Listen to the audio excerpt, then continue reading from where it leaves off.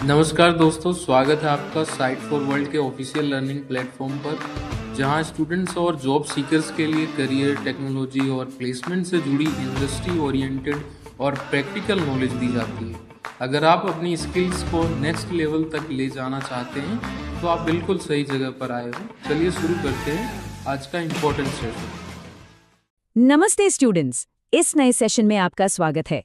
आप रेडी हो? Focus mode on है ना? कभी सोचा है यार कि एकदम नया फोन अचानक हैंग क्यों हो जाता है, या कोई फेवरेट ऐप बस क्रैश कर जाती है?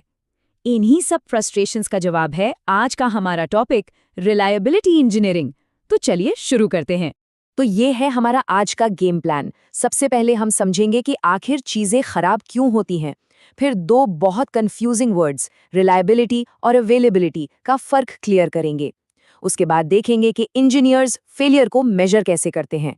फिर हर प्रोडक्ट की एक फेलियर स्टोरी होती है, उसको देखेंगे। और आखिर में इन फॉल्ट्स को ढूंढकर फिक्स कैसे किया जाता है, ये भी सीखेंगे। तो रोड मैप बिल्कुल क्लियर है। तो चलो डाइव करते हैं सीधा पहले सेक्शन में। फोन हो या कार, आखिर ये फेल क्यों होते हैं, इसके पीछे का साइंस समझते हैं। ये एक बड़ा सवाल है ना? आखिर चीजें खराब क्यों होती हैं? फोन लैग करने लगता है, गाड़ी सुबह स्टार्ट नहीं होती, गुस्सा आता है ना? हम सब ने ये फेस किया है। लेकिन इसके पीछे का असली रीजन क्या है? तो इन सब फेलियर्स को रोकने के लिए ना, इंजीनियर्स बिल्कुल जासूस की तरह काम करते हैं। और इसी डिटेक्टिव वर्क वाली फील्ड को कहते हैं रिलायबिलिटी इंजीनियरिंग। अब स्क्रीन पर इसकी डेफिनेशन है, पर आसान भाषा में इसका मतलब है इस बात का चांस कि कोई चीज अपना काम बिना धोखा दिए एक स्पेसिफिक टाइम तक ठीक से करती रहेगी। अच्छा, अब एक बहुत इंपॉर्टेंट चीज।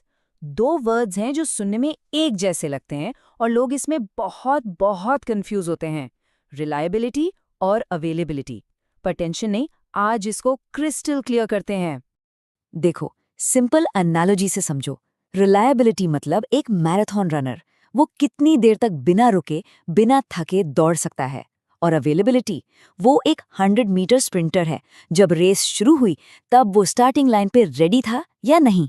बस रिलायबिलिटी है लंबी रेस, अवेलेबिलिटी है एट दिस मोमेंट।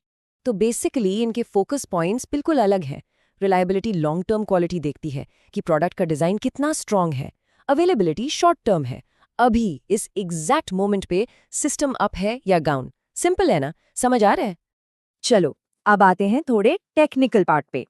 पर डरना मत, इंजीनियर्स के पास ना कुछ सीक्रेट वेपन्स होते हैं इन फेलियर्स को प्रिडिक्ट करने के लिए। ध्यान से सुनना, ये चीज इंटरव्यू में बहुत काम आती है। पहला वेपन है MTBF, यानी मीन टाइम बिटवीन फेलियर्स। सबसे इंपॉर्टेंट वर्ड यहाँ है बिटवीन। ये सिर्फ उन प्रोडक्ट्स के लिए यूज होता है जो रिपेयरेबल हैं। सोचो, आपकी बाइक खराब होती है, आप उसे ठीक कराते हो, फिर चलाते हो, तो दो फेलियर्स के बीच में वो कितना चली, वो MTBF बताता है। अब स्क्रीन पे ये टेबल और फॉर्मूला देके घबराना मत। सीरियसली, ये बस सिंपल एवरेज है जो हम स्कूल में करते थे। सोचो, एक कॉपिया मशीन है, वो पहली बार खराब होने से पहले 10,000 घंटे चली, फिर ठीक हुई और अगली बार 9,500 घंटे चली। बस टोटल चलने के टाइम को ऐड करो और जितनी बार खराब हुई उससे डिवाइड कर दो। दैट्स तो नंबर तो आ गया, 9,875 घंटे। पर इसका मतलब क्या है? असली यूज क्या है इसका? सोचो, अगर आप कंपनी के मालिक हो, अब आपको पता है कि ऑन एन एवरेज हर लगभग 10,000 घंटे बाद मशीन खराब हो सकती है, तो आप पहले से स्पेयर पार्ट्स मंगवा के रख सकते हो, सर्विस इंजीनियर को रेडी रख सकते हो। समझे बिजनेस प्लानिंग में कितनी हेल्प होती है? यही चीज इंटरव्यू में बतानी है। ओके, MTBF क्लियर है। अब आते हैं उसके भाई MTTF पे, मीन टाइम टू फेलियर। यहाँ 2 वर्ड इंपॉर्टेंट है और ये यूज होता है उन चीजों के लिए जो यूज एंड थ्रो होती हैं। मतलब खराब हुई तो सीधा कचरे में, रिपेयर नहीं होती।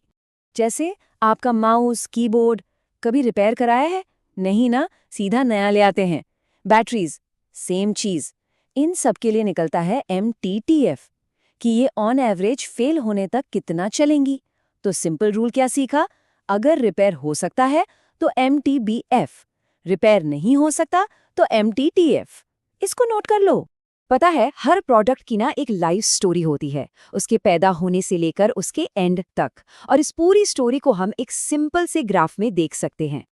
और इस ग्राफ का नाम बड़ा इंटरेस्टिंग है, द बाथटब कर्व। क्यों? क्योंकि इसका शेप बिल्कुल बाथटब जैसा है। ये कर्व बेसिकली प्रोडक्ट की कुंडली जैसा है। ये बताता है कि कब उसके खराब होने के चांसेस सबसे ज्यादा हैं और कब सबसे कम। इसके 3 स्टेजेस होते हैं। पहला, बचपन यानी इन्फेंट मोर्टेलिटी, जब नया फोन लाते हो और पहले हफ्ते में ही खराब हो जाए, वो इसमें आता है। फिर आती है जवानी यानी यूजफुल लाइफ, जहां प्रोडक्ट मस्त चलता है। और आखिर में आता है बुढ़ापा यानी वेयर आउट, जब बेचारा थक जाता है, पार्ट्स घिस जाते हैं और फेलियर्स बढ़ जाते हैं। ठीक है, प्रॉब्लम समझ ली, प्रोडक्ट की लाइफ स्टोरी भी देख ली, पर अब सॉल्यूशन क्या है? इंजीनियर लोग जासूसी करके असली मुजरिम तक, मतलब असली प्रॉब्लम तक कैसे पहुंचते हैं? चलो पता लगाते हैं। इस जासूसी का ऑफिशियल नाम है रूट कॉज एनालिसिस या RCA। इसका फंडा सिंपल है, सिर्फ ऊपर की प्रॉब्लम ठीक मत करो, बीमारी की जड़ तक जाओ। ये क्यों हुआ, अच्छा वो क्यों हुआ, और वो क्यों हुआ, ऐसे सवाल पूछते पूछते असली रीजन तक पहुंचता है। स्क्रीन पर देखो, ये एक RCA ट्री है। ये बेसिकली एक मैप है जो दिखाता है कि इवेंट A हुआ, उससे B हुआ, फिर C हुआ और C की वजह से सिस्टम फेल हो गया। इससे सारी स्टोरी क्लियर हो जाती है और इंजीनियर गलत चीज पर टाइम वेस्ट नहीं करते। तो जासूसी हो गई, असली मुजरिम पकड़ा गया। अब क्या? अब आएगा एक्शन, जिसे कहते हैं कैपा, यानी corrective action, preventive action. Corrective मतलब अभी के लिए प्रॉब्लम ठीक करो, और प्रिवेंटिव मतलब ऐसा कुछ करो कि ये प्रॉब्लम फ्यूचर में दोबारा आ ही ना सके। प्रिवेंशन इज की हियर। और इसका असर, वाओ, स्क्रीन पे देखो, ये बिफोर और आफ्टर वाली फोटो जैसा है। लेफ्ट में है कैपा से पहले का हाल, जहां प्रोडक्ट जल्दी फेल हो रहा था, और राइट में देखो कैपा के बाद प्रोडक्ट की लाइफ कितनी बढ़ गई है। यही है पावर ऑफ गुड इंजीनियरिंग। तो चलो फटाफट से रिवाइज करते हैं आज क्या क्या सीखा। रेडी हो? नंबर 1, रिलायबिलिटी मतलब सक्सेस की प्लानिंग। 2, रिलायबिलिटी और अवेलेबिलिटी सेम नहीं है। 3, MTBF रिपेरेबल के लिए, MTTF नॉन रिपेरेबल के लिए। 4, हर प्रोडक्ट की लाइफ स्टोरी बाथटब कर्व में दिखती है। एंड 5, RCA से जासूसी करो और कैपा से एक्शन लो। सिंपल। अब जाते जाते एक स्ट्रॉन्ग अटेंशन क्वेश्चन, सिर्फ देख रहे हो या समझ भी रहे हो? अगर कल को इंटरव्यू में आपसे पूछा MTBF का रियल लाइफ यूज बताओ, तो क्या अब आप ये एग्जाम्पल दे पाओगे?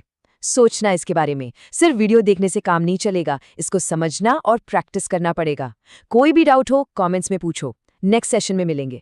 चलो हमारे चैनल को सब्सक्राइब कीजिए और वीडियो को अपने दोस्तों के साथ शेयर जरूर कीजिए। कमेंट सेक्शन में अपना डाउट या नेक्स्ट टॉपिक लिखना मत भूलिएगा।